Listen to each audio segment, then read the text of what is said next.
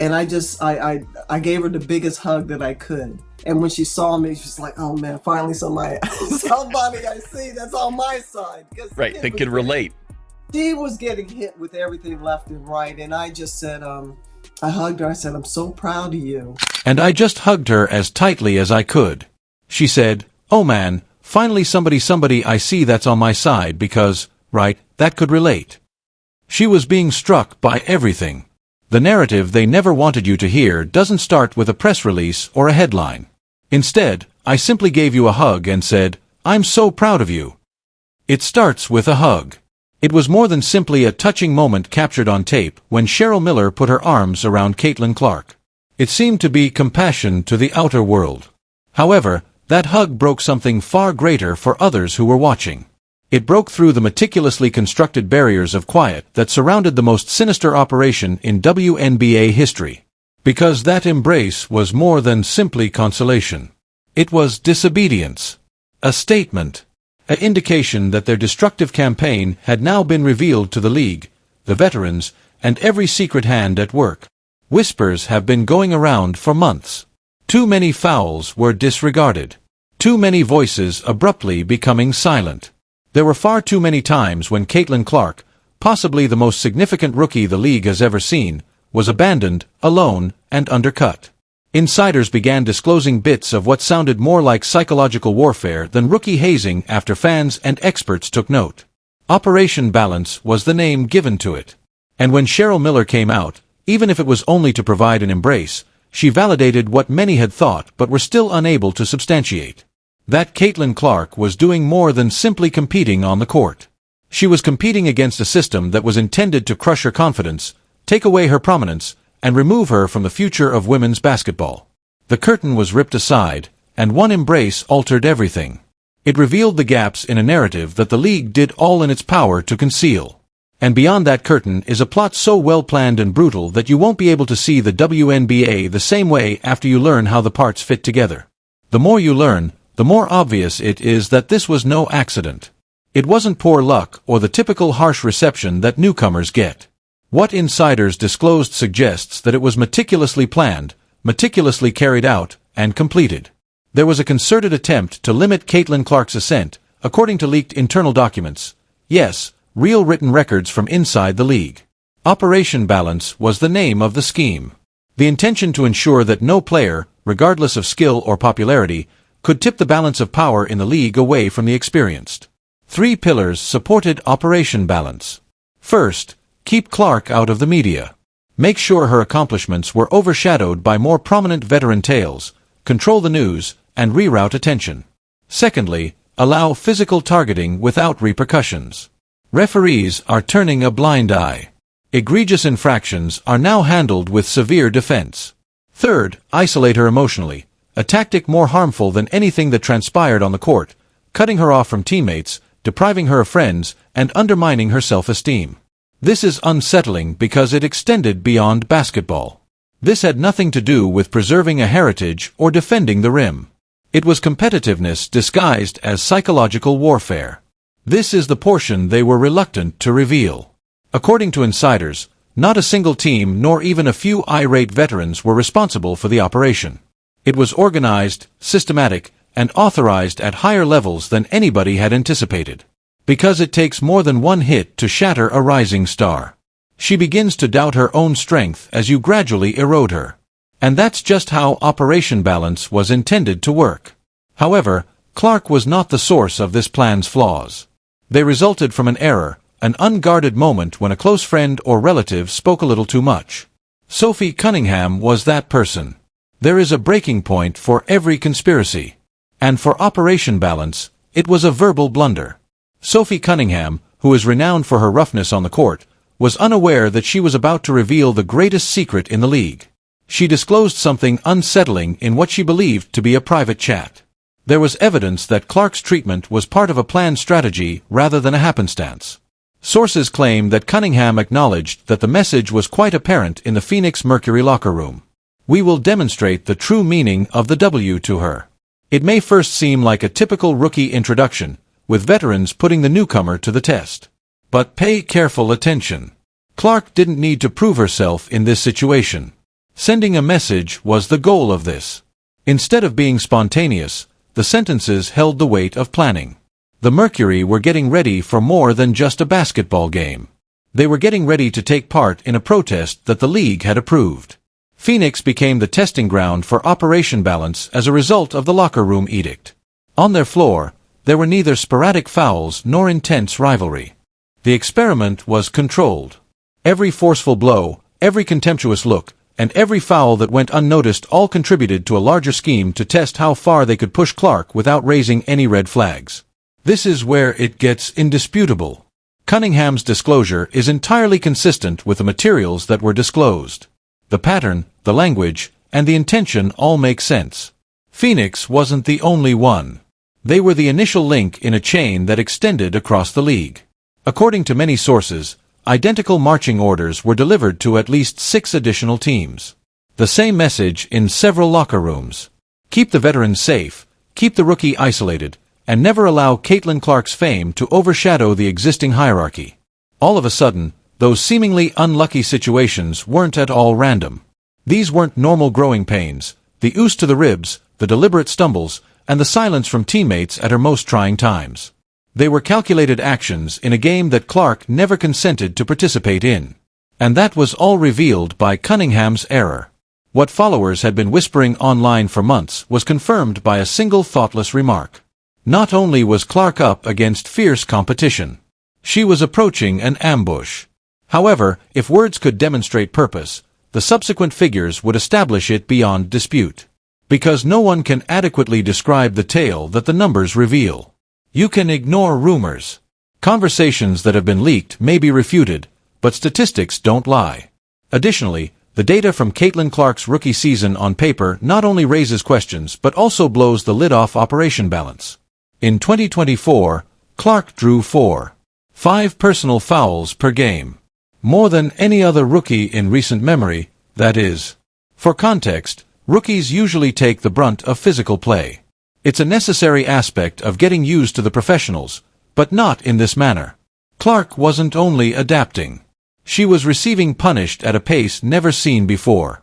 However, this is the point at which it becomes impossible rather than suspicious. Clark alone was the target of 17.1% of all egregious fouls in the league. 17%. Consider that. Nearly 1/5 of the most hazardous fouls in the league were committed by a rookie on one squad. It's not unlucky. It's not a coincidence. Coordination is that. The statistical likelihood of such occurring spontaneously is almost non-existent. It's similar like tossing a coin 100 times and getting heads 80 times. Eventually, you stop referring to it as random chance and start referring to it as intentional targeting. It was more than simply fouls, too. Additionally, the timing of them was important. Many of these strikes occurred during times when Clark was intended to be humiliated. It was deliberate interruption when she was getting hot offensively, when the Fever had gained pace, or just after a major highlight play. Blows that are both physical and psychological. Even her first WNBA basket, which ought to have been a league-wide event, was soon eclipsed. Opponents doubled down rather than uniting behind a generational event. The statistics demonstrate that as soon as Clark demonstrated her belonging, the level of targeting increased. It seems as if the operation's next phase was initiated by its success. And according to insiders, that is precisely what took place. According to correspondence that were leaked, Operation Balance didn't slow down when Clark shown that she could handle the physical play. Instead, it changed course. Hitting harder wasn't the only tactic. It was about digging deeper. Because the league had a more subtle scheme lurking in the shadows if she couldn't be broken by simple infractions. There is a plan for every great project. Operation Balance was no exception. It wasn't disorderly. It wasn't spontaneous. It was designed with 4 intentional stages. They were all intended to drive Caitlin Clark to her breaking point. Physical intimidation is phase 1. This was the most noticeable stage, the first act. Make the youngster feel the blows and wonder whether her body can withstand the intensity of the league. Late elbows, excessive fouls, and harsh screens that went too far. All were put up with by referees who seemed to be blind all of a sudden. You don't belong here, is the underlying message. Suppression of the media is Phase 2. If Clark survived the hits, and she did, they moved to the next weapon, silence. Her recordings were hidden and her highlights were minimized in favor of established narratives. Media figures who had previously lauded her abruptly changed their tone, reiterating eerily identical talking points about how unprepared or overhyped she was. It wasn't natural criticism. It was power over the story. Emotional isolation is the third phase. The worst stage was this one. Insiders claimed that Clark's teammates were instructed to avoid him. There was no encouragement during huddles, no celebration after significant plays, and no support when she was severely fouled. It was orchestration, not apathy, in the widely shared video of Clark laying on the ground after a vicious foul as teammates turned a blind eye. The goal was straightforward, making her feel completely isolated in a league designed to destroy her. Psychological collapse is Phase 4. The physical game has little to do with the final stage. The idea was to shatter the psyche. Emotional exhaustion procedures, a tactic of persistent criticism intended to deplete Clark until she questioned everything. Her skill, her job, and even her future in basketball, are described in leaked conversations. The task would be accomplished if she decided to leave the league on her own. Every stage builds upon the previous one. Bruise the body first. Starve the spotlight after that. Then remove any emotional support. Lastly, make her question herself so much that she could give up on the game completely.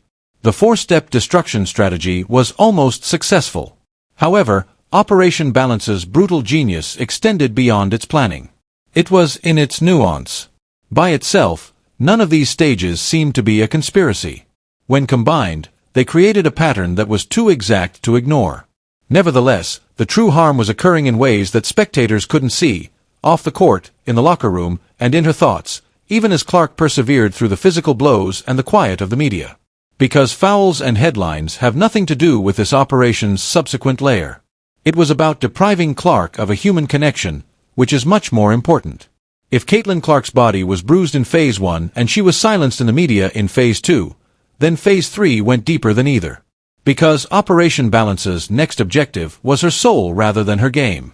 According to insiders, Clark was purposefully excluded from the very areas intended to foster connection and trust. She wasn't invited to team-building group conversations. Her voice was absent from leadership sessions where veterans provided feedback. Without her, team meals and bonding activities took place off the court in silence. Consider that. When a rookie enters a locker room, she is greeted with cold shoulders and empty space as she struggles to establish herself in a new league while bearing the burden of enormous expectations. That goes beyond isolation. It's artificial loneliness. Furthermore, it wasn't a coincidence. Veteran players were allegedly given explicit instructions, according to those close to the matter. Don't go too close. In meetings, avoid sitting next to her. When she collapses, don't pick her up. Keep her from feeling like a member of the squad. The psychological damage was catastrophic. There were times, according to one witness, when Clark would sit quietly while her colleagues made plans and joked. According to a different source, Clark secretly wondered whether picking basketball was a mistake at all. That was the extent of the estrangement. The video is self-explanatory. Recall the widely shared video of Clark sprawled down on the court after a vicious, blatant foul. Her colleagues were shown on camera looking away and not even reaching out to assist her in getting up. Insiders claim that the scene was purposefully orchestrated, despite fans attributing it to poor chemistry. In order to maximize humiliation, there was Operation Balance in action, publicly displaying her seclusion. And the cruelty didn't stop there. It is said that seasoned players kept an eye on Clark's emotional condition, searching for weaknesses to take advantage of. Was she worn out, irritated, or self-conscious? These weaknesses were seen as opportunities.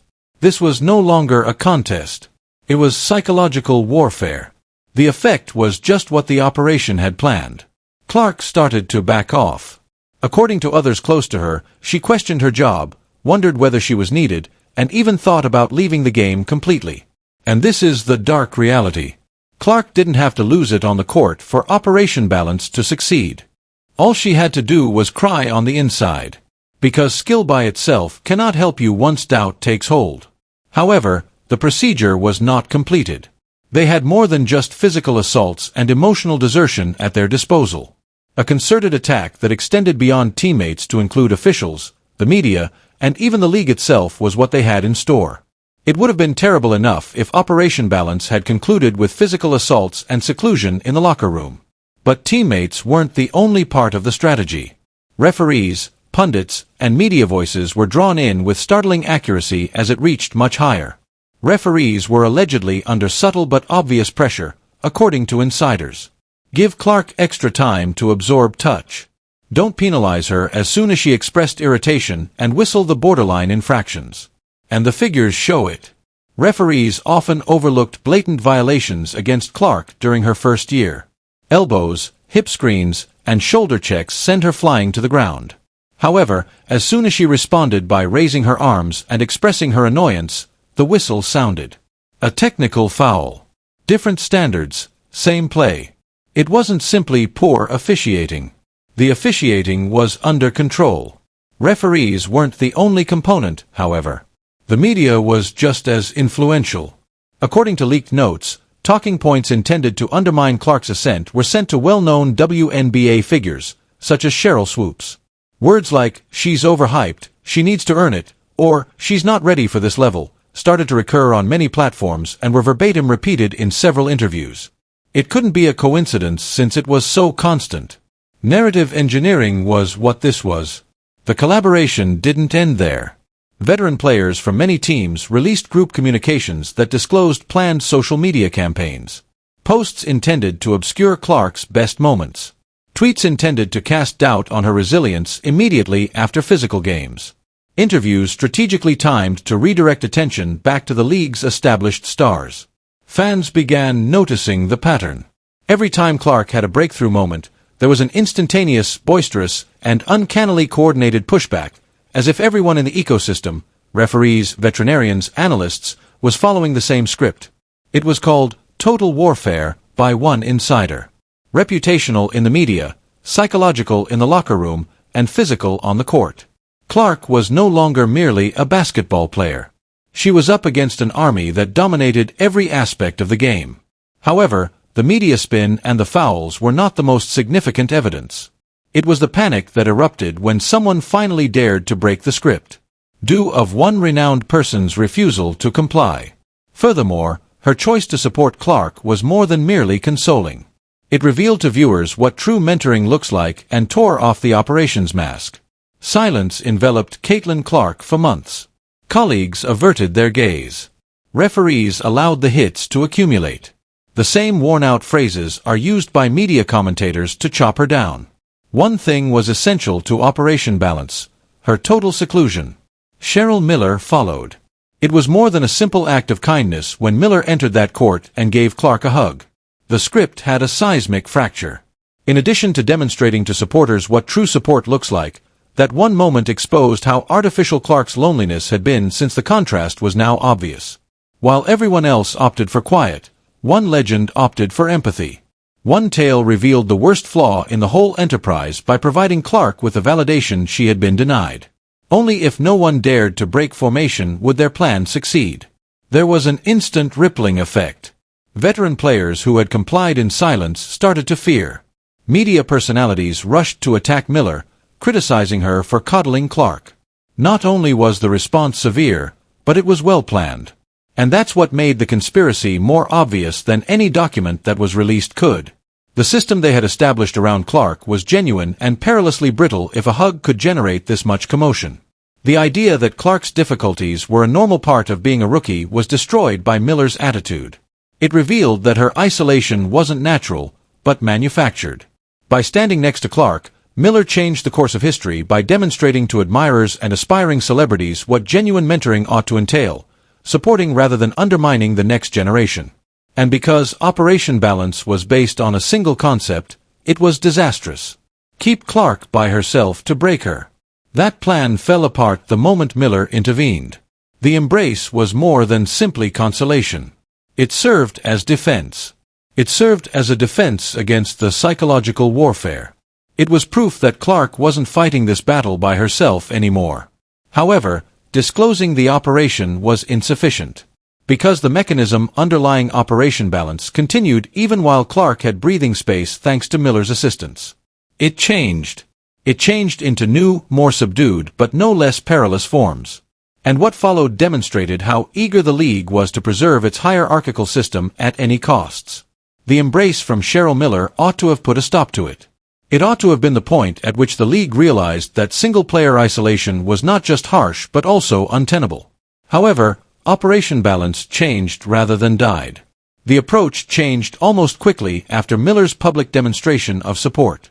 The mental games got more intense, while the physical targeting became less evident. Rather of being brutally fouled, Clark started to experience subtle exclusion at team meetings, plays that minimized her touches, and unexpected errors that left her vulnerable as teammates disregarded her. The hits continued, but they were more difficult to establish. The story machine churned even faster off the court. The narrative was abruptly reversed by media voices. It wasn't directed at Clark. They said she was just having trouble under duress. The notion that her feelings sprang from immaturity rather than injustice was reinforced by analysts. On a national scale, it was gaslighting. The league itself then emerged. Disciplinary decisions, officiating interpretations, and subtle policy changes all started to tip the scales. She once received a whistle for a little technical error. Another a flagrant foul against her would be downgraded to a common play. The league seemed to be trying to hide the reality behind 1,000 little cuts. None of them are terrible on their own, but when combined, they are overpowering. Fans took note. Videos of Clark being thrown to the ground without a call went viral, and as soon as she glanced at a referee, a whistle sounded.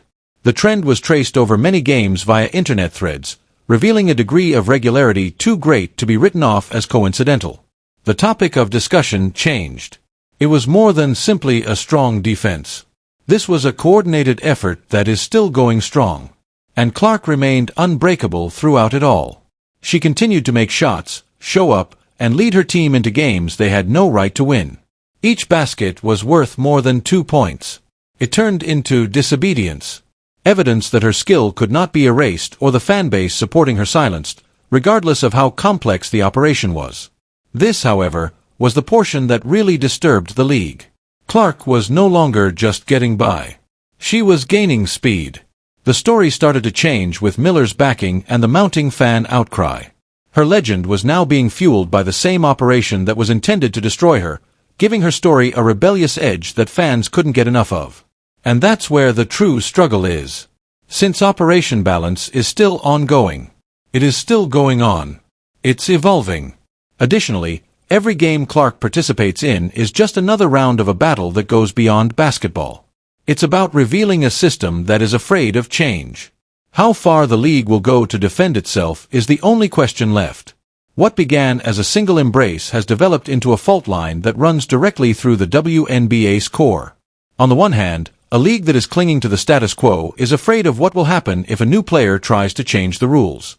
Conversely, a player who is unyielding despite the system working against her. The story of Caitlin Clark goes beyond a single rookie facing criticism. It has to do with how power defends itself. It's about how organizations, whether in politics, business, or sports, will manipulate, control, and twist things to keep the balance in their favor. The fans, however, are the part that no operation, strategy, or referee whistle can eliminate. Because who becomes a legend is ultimately not determined by the league. People do. Millions of people are now watching, wondering, and demanding to know why the game's brightest star is seen as a problem rather than a blessing. That's the decision that lies ahead. The WNBA may exert more control, stifling criticism in the hopes that Clark would eventually give in to the pressure. Or it may accept what she stands for. A more ambitious, daring, and thrilling future than the league has ever experienced. In any case, Caitlin Clark isn't waiting for approval, so time is running out. Whether the league approves or not, she is crafting her own narrative, play by play, headline by headline. And the last question is straightforward. Will the WNBA be regarded as the league that ultimately freed its future or as the one that buried it when history reflects on this moment?